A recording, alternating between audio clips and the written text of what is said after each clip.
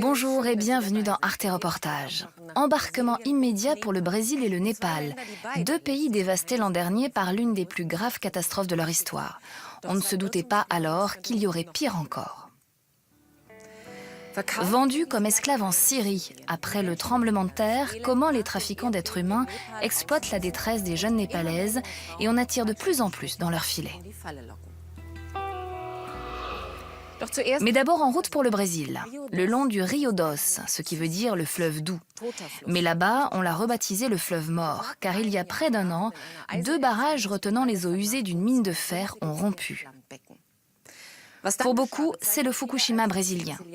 Une gigantesque coulée de boue toxique a englouti des villages entiers avant de se déverser dans le Rio Doce, jusque dans l'Atlantique à 650 km de là.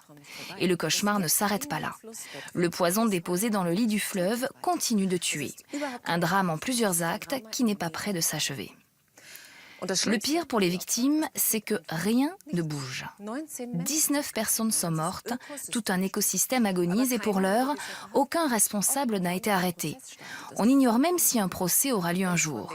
Quant aux 6 milliards d'euros de dédommagement promis, les anciens riverains n'en ont toujours pas vu la couleur.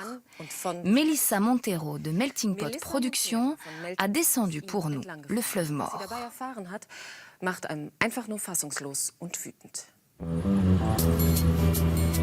Nous sommes dans l'état du Minas Gerais, au sud du Brésil. Dans son village, José Barbosa, 68 ans, a été victime d'un cataclysme dont il a bien du mal à se remettre. J'ai le cœur serré à chaque fois que je reviens ici. J'ai tout perdu. 60 ans de travail, tout a été emporté. Avec son voisin, sa fille et sa petite-fille, ils sont obligés de franchir ces barbelés pour rentrer chez eux. La zone est interdite au public. Ici, il n'y avait aucun risque. Maintenant, il y a des sirènes en cas de danger. Un immense terrain vague, c'est tout ce qu'il reste de Bento Rodrigues.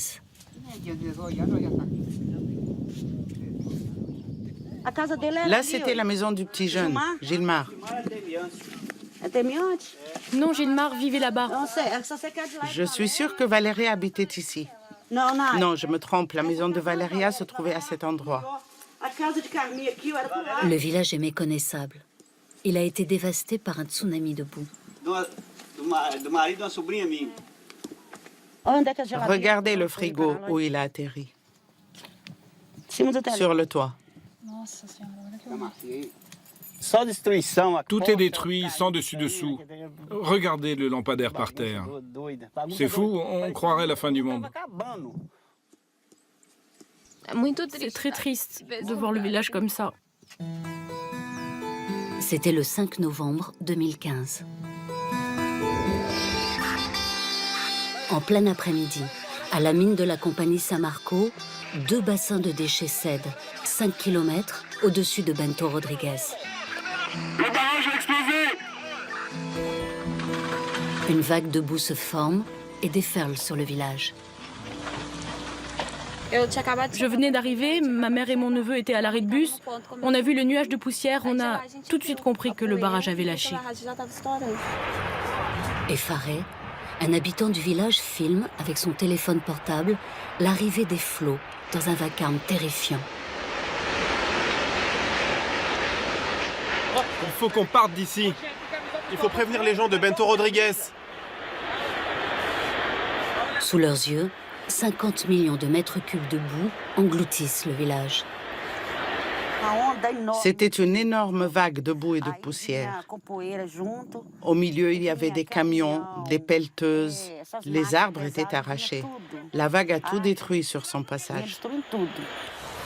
Devant l'ampleur du phénomène, la plupart des habitants se réfugient sur les hauteurs. Une dame est morte là-bas. Elle n'a pas eu le temps de sortir de chez elle. Elle habitait au bord de la rivière et elle ne marchait plus très bien. La boue l'a emportée. Au même endroit, des enfants aussi ont été emportés.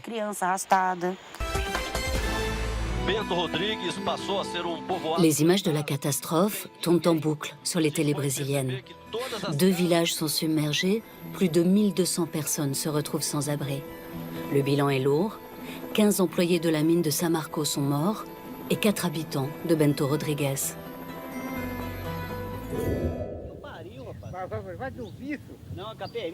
Par chance, José Barbosa et sa famille ont survécu à la tragédie. Mais leurs maisons ont complètement disparu. Là, c'était ma cuisine. Ici, il y avait l'évier. Là, c'était la paillasse où je faisais sécher ma vaisselle. Là, il y avait le comptoir et mon salon allait d'ici jusqu'à là-bas.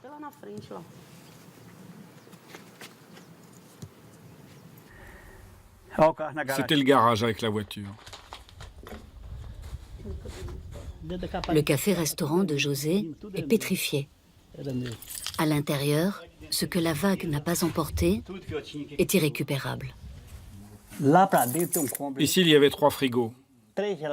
Au fond, il y avait un grand congélateur. Tout est perdu.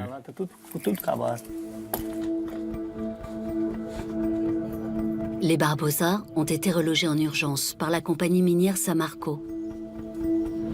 C'est le principal employeur de la région. Après l'or, le manganèse et le nickel, le Minas Gerais est aujourd'hui l'un des plus grands gisements de fer au monde. Pour extraire le minerai, les compagnies utilisent d'énormes quantités d'eau. Le liquide est stocké ensuite dans des bassins de rétention, comme celui de Bento Rodrigues.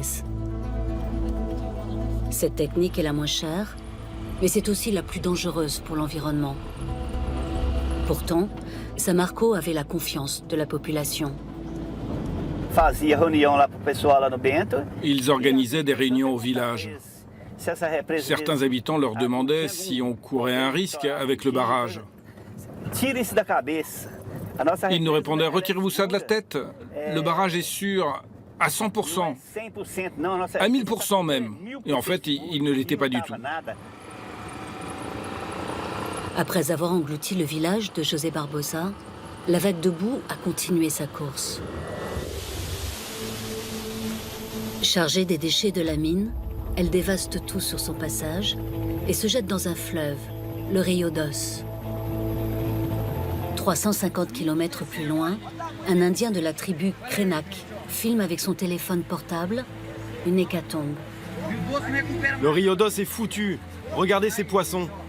Il leur faut 5 ans pour devenir gros comme ça. La vague les a tués en 1 seconde. Regardez celui-là. Ils ont tué toutes les espèces. Et celui-là encore. Du mercure et de l'arsenic ont empoisonné le fleuve. Utilisés pour l'extraction de l'or, ces résidus toxiques dormaient au fond des rivières. La vague les a emportés et déversés dans le Rio Doce.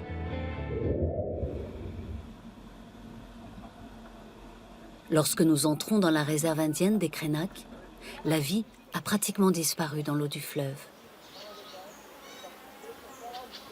Une catastrophe pour les Indiens qui défendent depuis toujours le Rio Doce. Douglas, 32 ans, est le porte-parole de la tribu. Il est en colère contre Samarco et les autorités. Ces gens-là se rendent compte maintenant de l'importance du fleuve qui est sacré pour nous, de son importance pour la vallée du Rio Doce. Il a fallu attendre cette tragédie, malheureusement. Pour les Krenak, le fleuve est devenu un bras mort dont ils doivent aujourd'hui faire le deuil. C'est très dur. Il n'y a que des poissons morts. Des fois, on en voit 5, 6, 7 qui flottent à la surface. Le fleuve est mort. Comment voulez-vous que je rentre dans cette eau avec mes enfants? Pourtant, nous sommes nés et avons grandi dans le fleuve. Les Indiens n'avaient jamais eu à affronter un tel problème. Face à la catastrophe industrielle, Douglas se sent désarmé.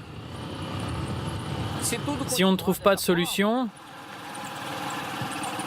le peuple Krenak va disparaître. Nous n'avons plus les moyens de vivre ici. La pollution a rendu l'eau inutilisable et le fleuve a été remplacé par des camions. Ces camions, c'est Samarco qui les envoie pour ravitailler le village, pour qu'on puisse boire et qu'on puisse se laver. Douglas utilise aussi cette eau pour abreuver son bétail et arroser ses cultures. Mais pour lui, une citerne ne peut pas remplacer son fleuve. Le Rio Doce est composé de nombreux éléments. Ce n'est pas seulement de l'eau potable. Il y a la forêt, les îles, les berges avec leurs plages. C'est tout un système complet.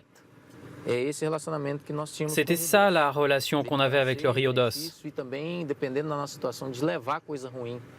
Il nous apportait ses bienfaits et il emportait les mauvaises choses vers les grandes eaux salées, vers la mer. Ces choses faisaient partie de nos vies et nous les avons perdues. Aujourd'hui, nous devons nous contenter de ça.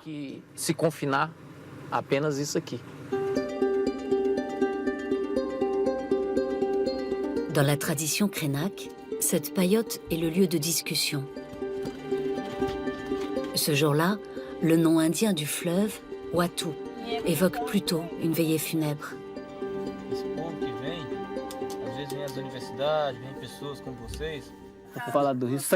Voici l'un de nos meilleurs chasseurs. Il chasse, il pêche. Des jaguars, des singes, des porcs sauvages, des ragondins, de tout. Je chassais tout. Je ne chasse plus. Mais pourquoi? Il n'y a plus rien. La forêt est vide. Les chiens qui boivent l'eau du fleuve sont en train de mourir. On emmenait les enfants, comme ma petite fille là. On allait se baigner tous les jours. On frappait l'eau pour appeler la pluie. Les nouveau-nés y prenaient leur premier bain. Le baptême se faisait dans le fleuve. Nos anciens ne vont pas bien du tout. Ils sont dépressifs. Quand ma mère va au bord du fleuve, elle pleure tout le temps. Elle est perdue. Cette catastrophe, personne ne s'y attendait. Il n'y a plus de poissons, plus de gibier, plus de poissons, il n'y a plus rien.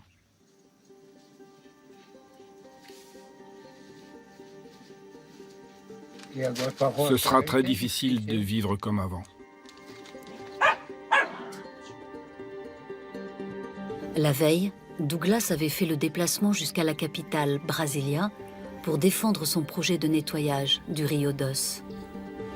Il en est revenu désabusé et accuse les autorités de détourner les fonds de la réhabilitation.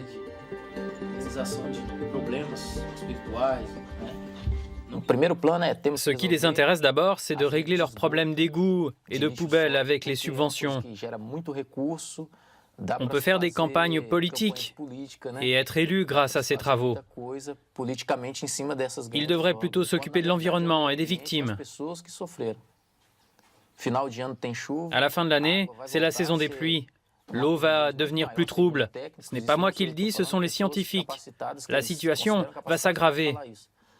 Parce que le cancer du fleuve n'est pas soigné, il produit encore des rejets.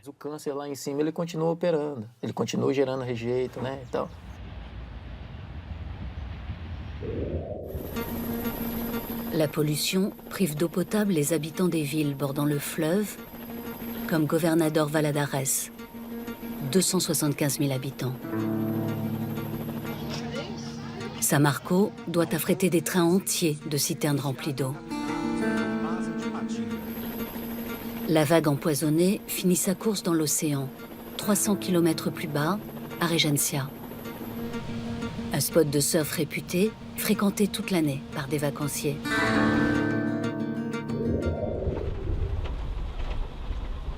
À notre arrivée, la station balnéaire est déserte. Le café des surfeurs est fermé, les terrasses abandonnées. Seul, le balai des citernes de Samarco trouble le silence des lieux.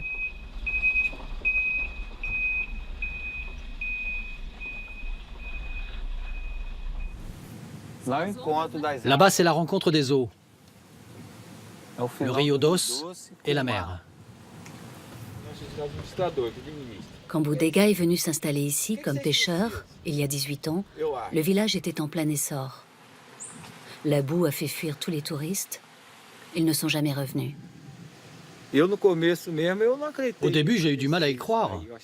Je ne pensais pas qu'on en arriverait là.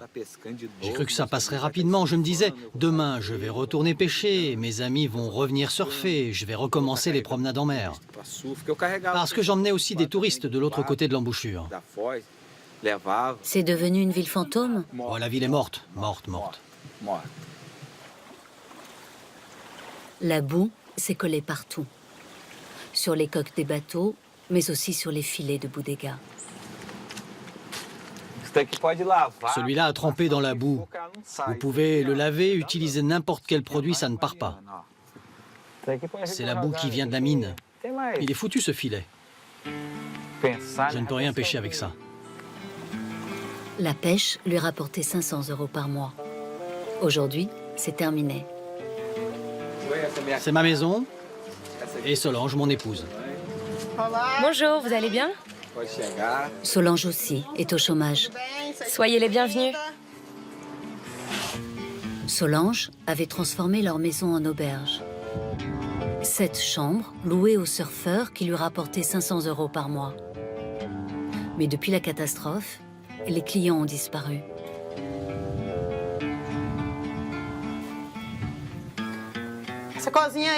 On a construit cette cuisine pour préparer et vendre des repas. On voulait proposer une offre pension complète. Et après? Et puis il y a eu la boue. On n'a même pas inauguré la cuisine. Samarco verse une indemnité de 250 € chaque mois à Boudega. Solange, elle, ne touche rien. Le revenu a été divisé par 4, pas assez pour subvenir à leurs nouveaux besoins. On doit faire les courses tous les jours. On dépense beaucoup plus. On doit acheter des vêtements. Avant, les clients nous en offraient, même s'ils payaient leur chambre. Mais ça, c'est fini. Le poisson, on pouvait le préparer en ragoût, frit, à la braise. Maintenant, on doit acheter de la viande, du poulet plein de flotte. C'est vraiment pas bon. Plus de 5000 familles mises au chômage par la catastrophe perçoivent chaque mois l'indemnité de Samarco. J'étais fier de servir du poisson, de voir les clients prendre des photos. Ils disaient, c'est lui qui l'a pêché. C'était une satisfaction. C'est terminé, ça. J'ai des photos où il y avait autour de cette table 20, 30 personnes qui mangeaient mon poisson. Les gens vont-ils pouvoir remanger du poisson? Est-ce qu'on va pouvoir en vendre à nouveau? Ça va être difficile. Comme toute la population qui vivait grâce au Rio Doce, la question les obsède. Dans combien de temps l'eau du fleuve retrouvera-t-elle sa pureté?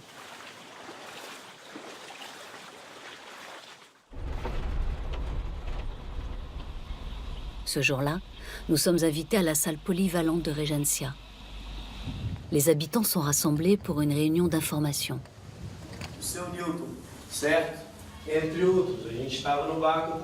Un collectif de défense du fleuve est venu présenter le rapport d'Éric Mazei. Aujourd'hui encore, cet océanographe trouve de l'arsenic et du mercure dans ses prélèvements. Mais ce n'est pas tout. L'eau contient des résidus d'aluminium, de fer et de manganèse au-dessus du seuil autorisé. L'aluminium 3 fois plus, le manganèse 5 fois plus et le fer 1140 fois la limite autorisée. Pour la santé, tous ces métaux à de telles doses sont toxiques. Car la boue continue à diffuser dans le fleuve les résidus de la mine de Samarco. Pour les scientifiques du collectif, tout contact avec cette eau aura des conséquences graves. Certaines personnes auront des éruptions cutanées, des problèmes de peau. Ils développeront des cancers ou d'autres maladies. Nous ne savons pas ce qu'il va se passer. Nous sommes au début d'un problème que la science ne peut pas résoudre. Ça prendra du temps. Après avoir dévasté les villages, la vague a laissé derrière elle ses poisons. La catastrophe écologique n'est pas terminée. Nous avons atteint un tel niveau de pollution que le retour à une situation normale est impossible pour l'instant. Nous ne savons pas combien d'années il faudra pour que la région retrouve un équilibre environnemental et écologique. Au total, la rupture du barrage de la mine de Samarco a pollué 650 km de fleuves et de rivières. 3 réserves naturelles ont été touchées et 500 000 personnes affectées. Alors, qui sont les responsables de cette catastrophe industrielle? Retour à Bento Rodrigues, à la source de la pollution. Direction le palais de justice régional à Mariana.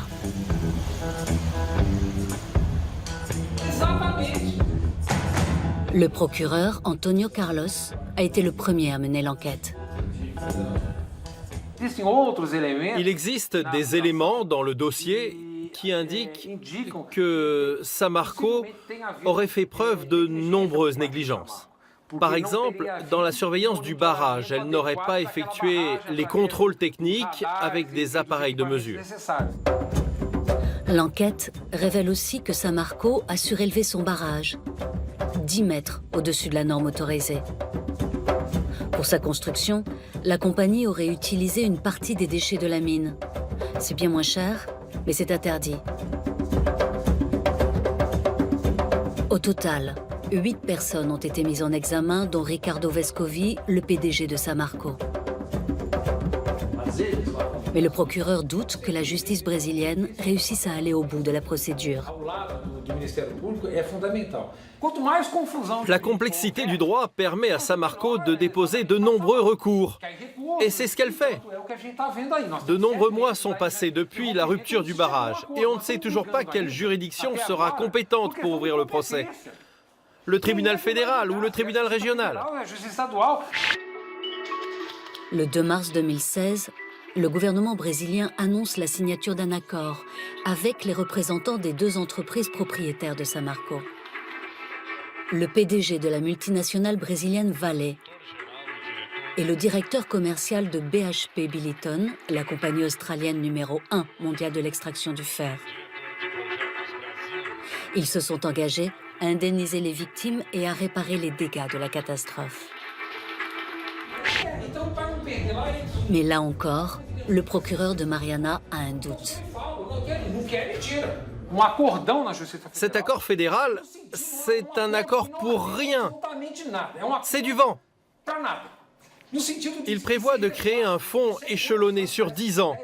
Samarco devrait verser 6 milliards d'euros, mais rien n'est précisé. Cet argent, il sera versé quand? Et il servira à quoi? Nous avons demandé une interview à Murilo Ferreira, le PDG de la multinationale Vale, en vain. Le seul qui a accepté de nous rencontrer est Alexandre Pimenta, un responsable de Samarco. Il est chargé de reconstruire le village de Bento Rodrigues. Voilà ce qu'il nous a répondu. Savez-vous combien coûtera la reconstruction? Non, le montant exact ne sera défini que lorsque le projet sera abouti. On connaîtra le nombre de maisons et toutes sortes de détails. Le nouveau site est-il à l'abri d'une catastrophe comme celle du 5 novembre? Ça, c'est une question qui ne concerne pas la reconstruction. Y a-t-il des personnes dans l'entreprise qui peuvent répondre à ces questions plus générales? À nouveau, je ne peux rien vous dire. D'après l'organisation de l'entreprise, je ne suis pas habilité à répondre à cette question. Vous êtes ingénieur. Que faisiez-vous avant la catastrophe? J'étais chargé de construire de nouvelles usines. Ah d'accord.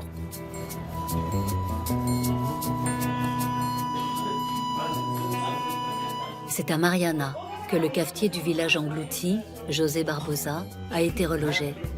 Avec sa famille, ils vivent dans 3 appartements, loués par Samarco.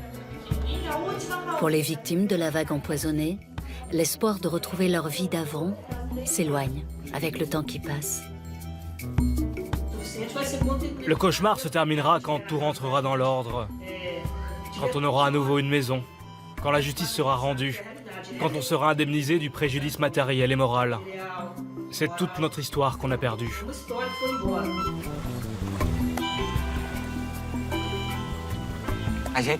Moi, j'ai toujours préservé les poissons, les crevettes, les crabes, les bernards l'ermite, les langoustes, tout.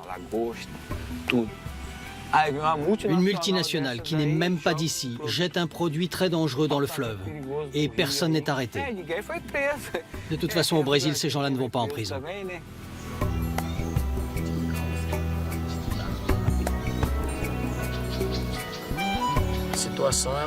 Les perspectives ne sont pas bonnes.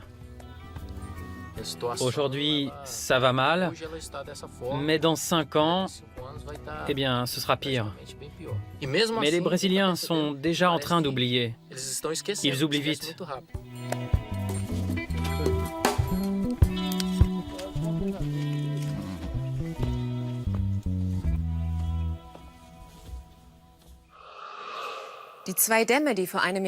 Il existe 450 barrages du même type que les 2 qui ont rompu l'an dernier.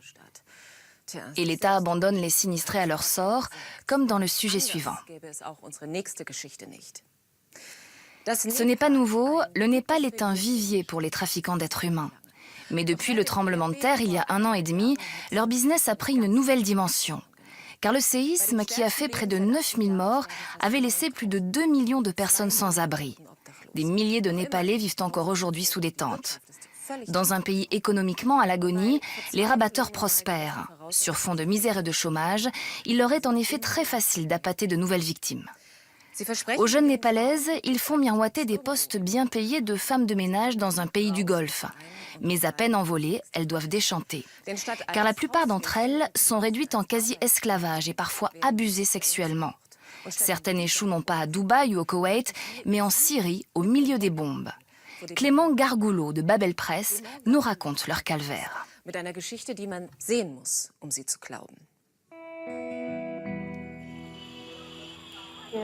Je m'appelle Rénou. Je viens du village de Boutwal, au Népal. Un homme m'avait promis un emploi à Dubaï.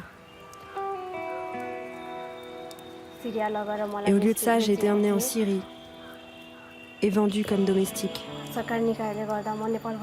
Grâce au gouvernement népalais et à une ONG népalaise, j'ai pu être sauvée et ramenée dans mon pays. Mais d'autres filles sont toujours piégées là-bas, comme mon amie Sajina Tamang. Leur rêve était celui d'un emploi, celui d'une vie meilleure à l'étranger. Alors elles sont parties. Et au bout de la route, c'est dans un piège tendu par des trafiquants d'êtres humains qu'elles sont tombées. Comme elles sont près de 15 000 femmes népalaises chaque année à payer cher le prix de ce trafic. Voici l'histoire de celles qui partent, de celles qui sont parties et de celles qui ne sont jamais revenues.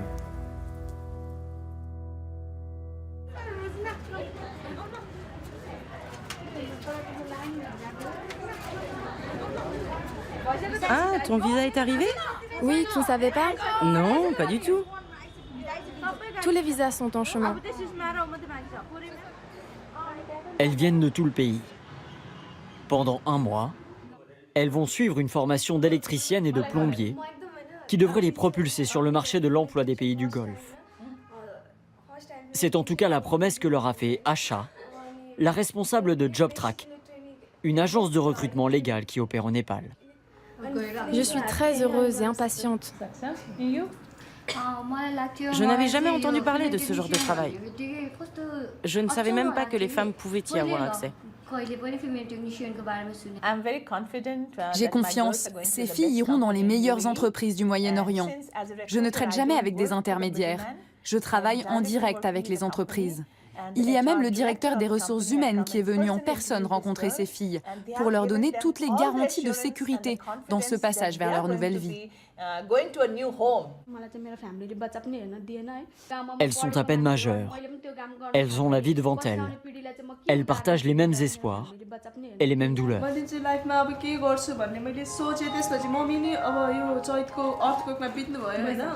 J'ai perdu ma mère dans le tremblement de terre. Ça a détruit notre famille, mon futur. Je pensais aller étudier aux États-Unis un jour. Tu es forte. Je ne veux pas me souvenir de ça. C'est le moment le plus triste de ma vie. Tu es forte, souviens-toi. Pense à ta maman, elle te suit de là-haut. Elle sera toujours avec toi. Quel que soit le problème que vous rencontrez, vous m'appelez.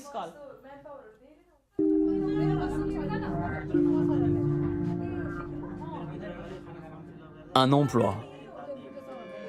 Un nouveau pays. Une nouvelle vie. L'histoire commence toujours bien.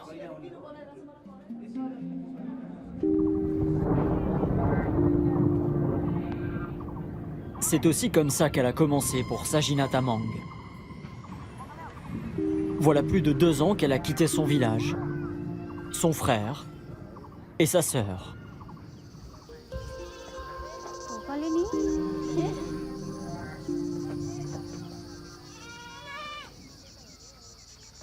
Regarde là, nous étions dans les champs de thé. Ah bon, tu crois? Quand je regarde ces photos, je me souviens de ma sœur. Ça me rend triste qu'elle soit toujours prise au piège là-bas. Je sais que beaucoup de gens vont tenter leur chance à l'étranger. Donc je lui avais dit que le jour où elle voulait partir, elle ne devait pas m'en parler et s'en aller en silence. Le jour de son départ, je me suis enfermée aux toilettes et elle est partie sans rien dire.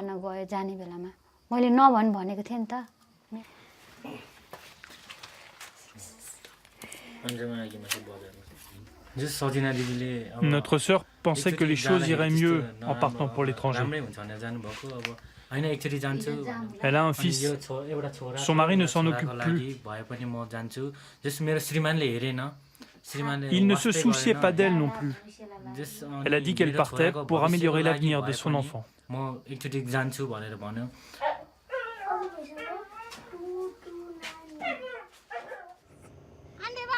Sagina a quitté son village avec la promesse d'un emploi à Dubaï. Aujourd'hui, elle se trouverait à Damas, en Syrie, esclave domestique d'une famille qui ne veut plus la laisser partir. Sabina, sa sœur, n'en parle jamais, surtout pas à sa mère. Je n'ai aucune idée d'où elle se trouve, dans quel pays elle est allée, qui l'a emmenée. Je n'en sais rien. Je suis juste impatient qu'elle revienne, saine et sauve.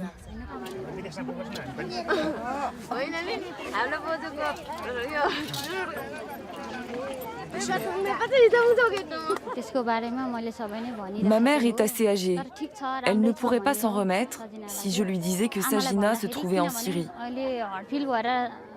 Je lui donne des nouvelles de temps en temps et je lui dis que tout va bien.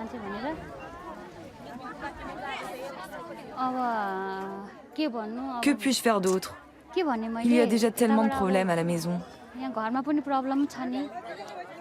Mes frères sont occupés à prendre soin de ma mère et puis ils ont leurs travaux dans les champs. La vie est dure sans travail. Voilà pourquoi j'ai gardé ça pour moi.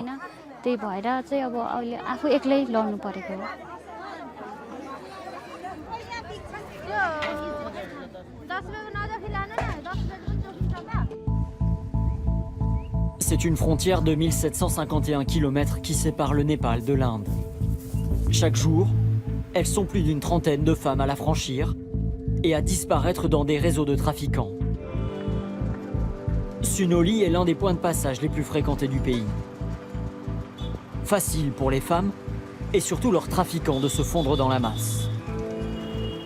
Pour différencier les simples passants des femmes en partance pour l'étranger, il faut parfois beaucoup de persévérance. C'est le travail des ONG sur place.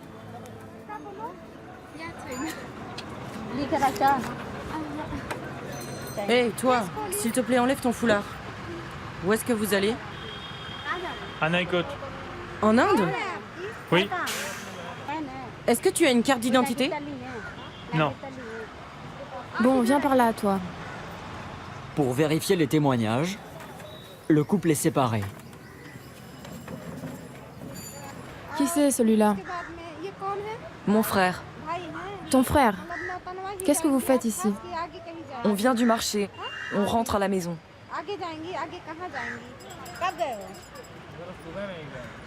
Qui est cette fille? C'est ma sœur. Et ça, c'est à qui? Tu me racontes des mensonges. Tu viens du Népal. Qu'est-ce que vous allez faire en Inde? Bon, ok. Donne-moi le numéro de téléphone de tes parents. On va les appeler.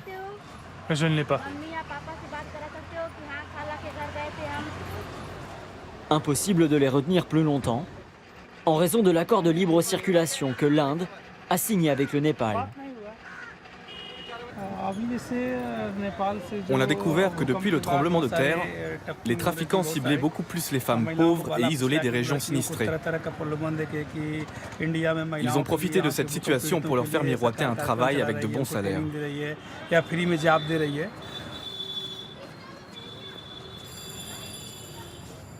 C'est à Sunoli que l'un de ces trafiquants avait donné rendez-vous à Sajina et à 2 autres de ses amis, dont Renu. Je me souviens.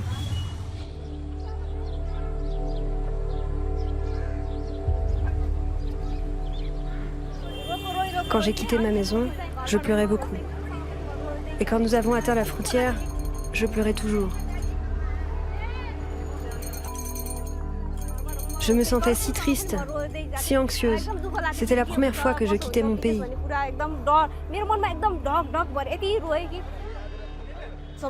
L'agent a pris nos bagages et les a portés de l'autre côté de la douane. Pendant ce temps-là, une femme nous a fait traverser la frontière, mes 2 copines et moi. Le policier, le personnel de sécurité, personne ne nous a rien demandé.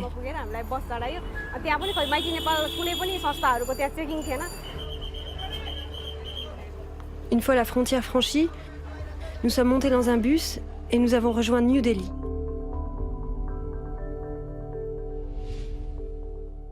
Il y avait l'agent et un autre homme. Nous sommes toujours restés ensemble avec Pooja et Sajina.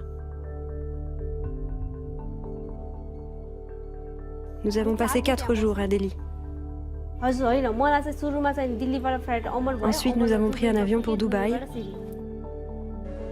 C'est là que nous avons été accueillis par un monsieur.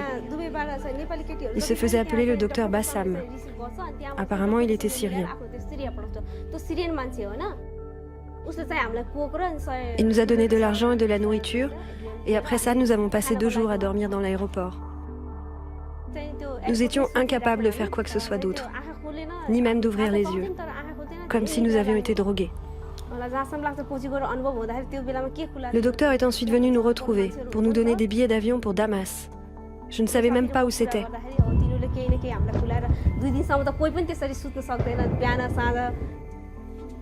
En arrivant là-bas, nous avons été rassemblés dans une pièce avec d'autres femmes du Bangladesh. Des hommes sont venus pour nous emmener. C'est là que j'ai compris que nous avions été vendus. Ils nous ont dit, vous avez été achetés $6 000 et si vous voulez repartir, il faut payer ce prix.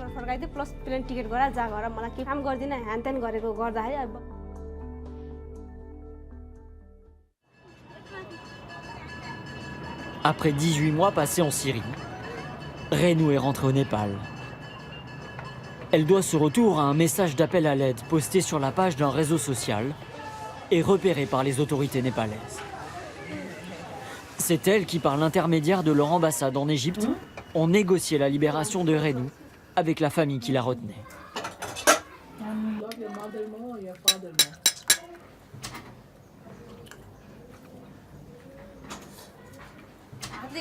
Ils me frappaient au visage, sur la tête. Ils étaient assez grands et nous sommes très petites par rapport à eux. Ils me bousculaient. Chaque jour, ils m'accusaient d'avoir fait ci ou ça, d'avoir perdu des choses ou de les avoir déplacées. J'ai failli perdre la tête. Chaque soir, j'étais effrayée à l'idée de ce qui allait arriver le lendemain. Depuis son retour, Renou n'a plus qu'une seule idée en tête. Retrouver son amie Sajina, avec qui elle est partie en Syrie. Ça, c'était elle et moi. Nous étions à l'aéroport.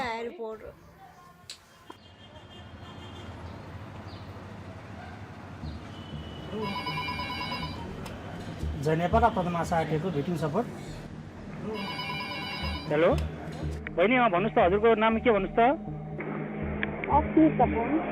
ए पुन अहिले हाल हजुर कहाँ हुनुहुन्छ ए साइप्रसमा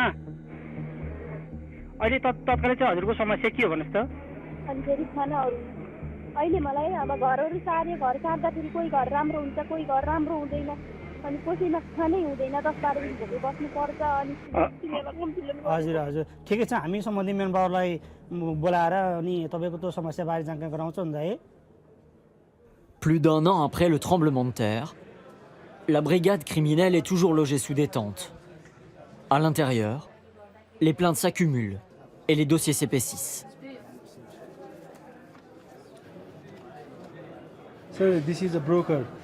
Donc ça, c'est l'un des agents. Il y a une plainte contre lui pour trafic d'êtres humains. Ce sont les détails du dossier que nous avons rassemblés sur lui. Nous avons plusieurs numéros de téléphone et les liens entre eux. Et tout ça nous a mené jusqu'à cette personne dont vous voyez la photo. Nous pensons qu'il a fui quelque part en Inde. On essaie de retrouver sa trace. Nous travaillons avec la police indienne sur ce dossier. On a constaté qu'il commence par prendre les femmes en photo. Ils envoient ensuite les clichés aux clients internationaux via des plateformes de messagerie.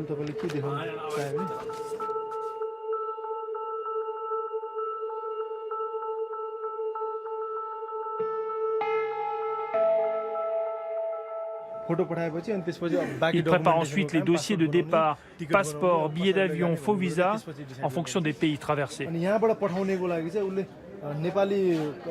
Comme on peut le voir ici, l'agent a reçu environ 3 000 € par virement de l'étranger. On pense que ça correspond à la somme par tête que touche l'agent à chaque fois qu'il envoie une femme. Le cas de Renou et de sa virée en Syrie a attiré l'attention d'un autre service, le CIB. Il est en charge du démantèlement des réseaux internationaux et des missions de secours. Celle de Renou a pris plusieurs mois et a nécessité l'intervention de plusieurs réseaux diplomatiques. Quand j'ai posté mon message de secours, il a fallu 3 mois pour que je sois rapatriée au Népal. Mais Sajina, ça fait déjà plus de 6 mois qu'elle attend. Pourquoi vous mettez autant de temps? Écoutez, il n'y a pas que son rapatriement qui est en jeu. Nous essayons d'attraper ceux qui sont derrière le trafic. S'ils disparaissent, alors tous nos efforts seront perdus. Vous savez que la situation est compliquée en Syrie. Il n'y a pas de représentation diplomatique népalaise dans ce pays. Et les contacts sont difficiles. Quand vous avez posté votre message, nous sommes parvenus à vous ramener. Ne perdez pas espoir. La Syrie est un pays difficile, c'est un processus long.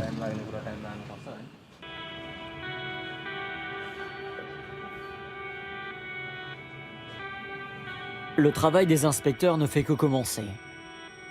Il a d'ores et déjà permis l'arrestation de l'agent local qui a guidé Renou et Sajina jusqu'à New Delhi. C'était un voisin de la famille. Il croupit aujourd'hui en prison. Renou ne l'avait pas revu depuis son retour de Syrie. Elle tenait absolument à lui faire face.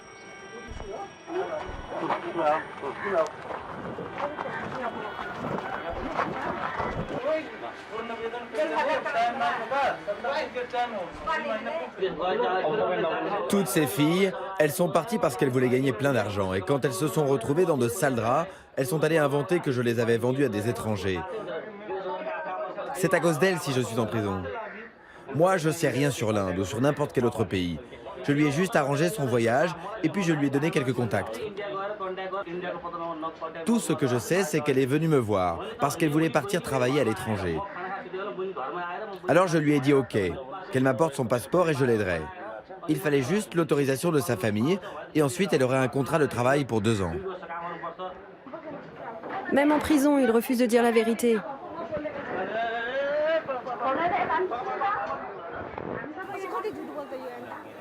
Comment il peut mentir comme ça?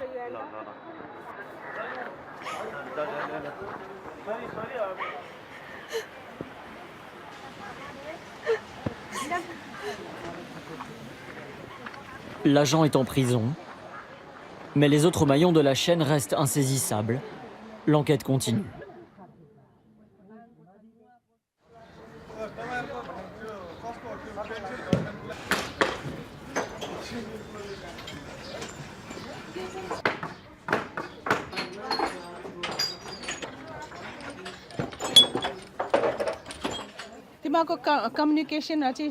N'oubliez pas, essayez de communiquer en anglais, même entre vous.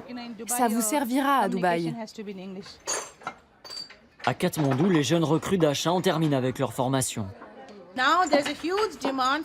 Il y a beaucoup d'offres d'emploi de techniciennes au Moyen-Orient, surtout pour travailler dans les villas. Car durant la journée, les hommes de la maison s'en vont. Il n'y a plus que leurs épouses qui restent. Et c'est pour ça qu'elles préfèrent faire appel à des femmes techniciennes.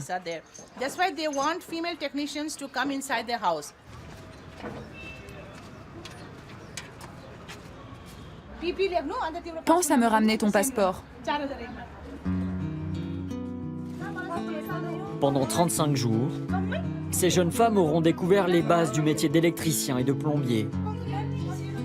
Un savoir-faire qu'elles vont mettre en pratique dans quelques jours dans les riches villas des pays du Golfe.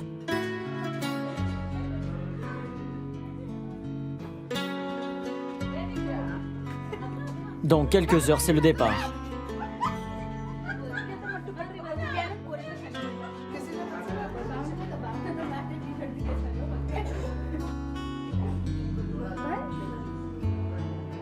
Comme ça, c'est joli.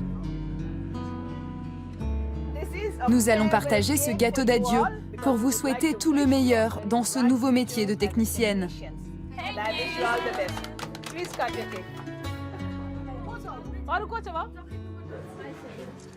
Maintenant, faites comme ça.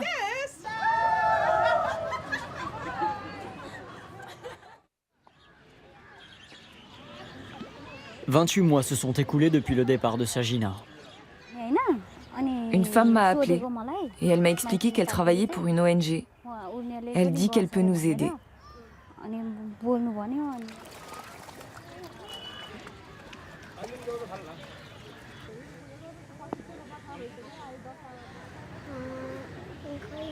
Maman m'a dit qu'elle devait rentrer au mois de mai, mais elle n'est toujours pas là.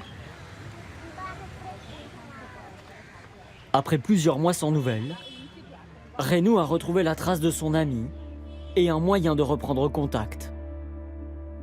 Sajina est parvenue à envoyer sa position à Damas et même à échanger des photos du quartier qui l'entoure.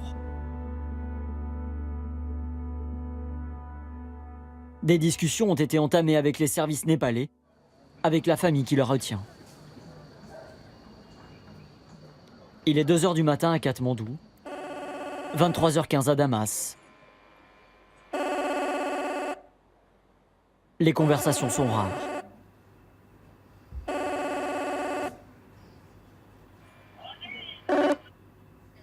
Allô? Oui, allô, vous m'entendez?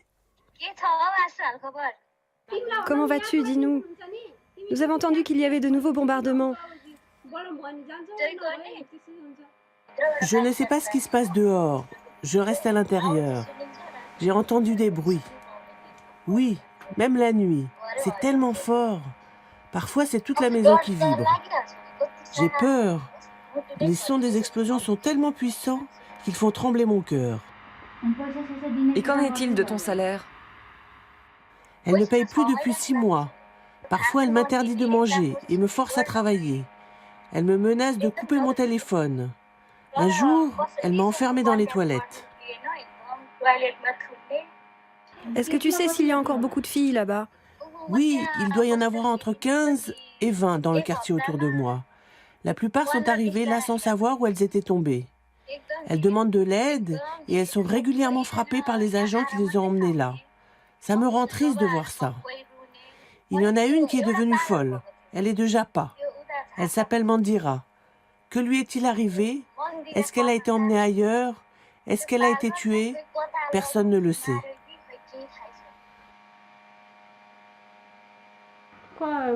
Comment on va faire pour te sortir de là?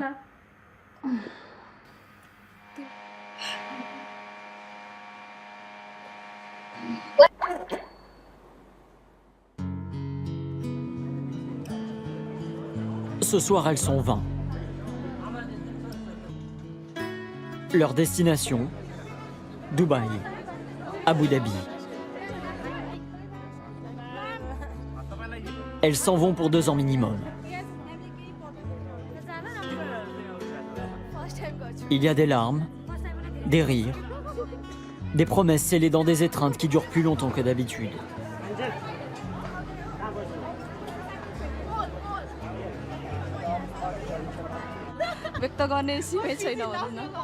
Je m'en vais loin. C'est la première fois que je quitte mon pays et ma famille. Mais je suis heureuse.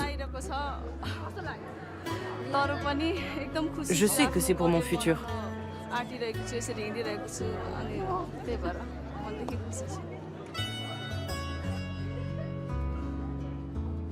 Demain, c'est une nouvelle vie. L'histoire commence toujours bien.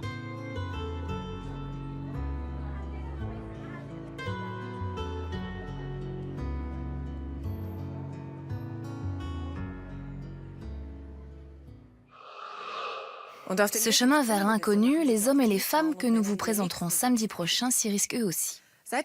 Depuis que l'Europe a bouclé ses frontières, un nouvel itinéraire des migrants venus d'Asie et d'Afrique refait surface en Amérique du Sud. Pour eux, il s'agit d'atteindre les États-Unis à partir du Brésil et des passeurs les y emmènent à coups de marche forcée dans la jungle. Un nouveau chapitre dans le drame des réfugiés la semaine prochaine avec William Irigoyen. Bis dahin, et à bientôt.